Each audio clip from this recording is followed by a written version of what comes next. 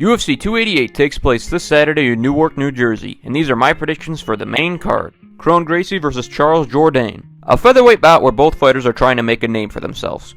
Kron is impressive, winning all 5 fights of his career by submission, and Charles has won a fight by finish 12 times out of his 13 wins. I think we get a finish in this fight for sure. If the fight goes to the ground, then I'll give it to Kron. But I think Charles Jourdain is smart, and using his experience, he will try to go for a late round finish. In this fight, I am picking Kron Gracie to win this fight by submission in round number 3. Movsar Eloya vs. Diego Lopes. Diego is stepping in on short notice, and I think that this will be a factor in this fight.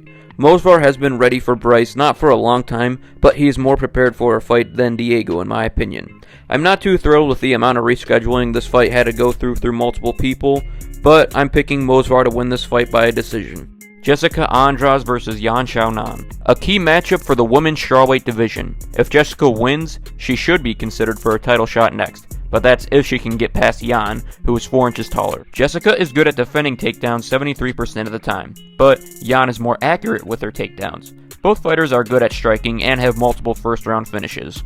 I think both fighters will want to grapple this fight since Jessica has won fights by submission before. I think she goes for a submission early but won't get it.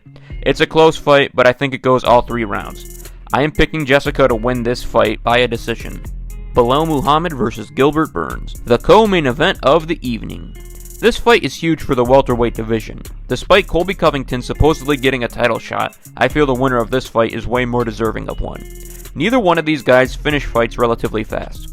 I think it's going to go all 5 rounds. Win or lose for Gilbert Burns, you have to give him credit for fighting very high-ranked opponents in such a small amount of time. I think that Gilbert staying active gives him the upper hand over Muhammad. Belal Muhammad does typically win by decision most of the time, but I think Gilbert is used to fighting tough opponents lately, so I'm going to go with Gilbert.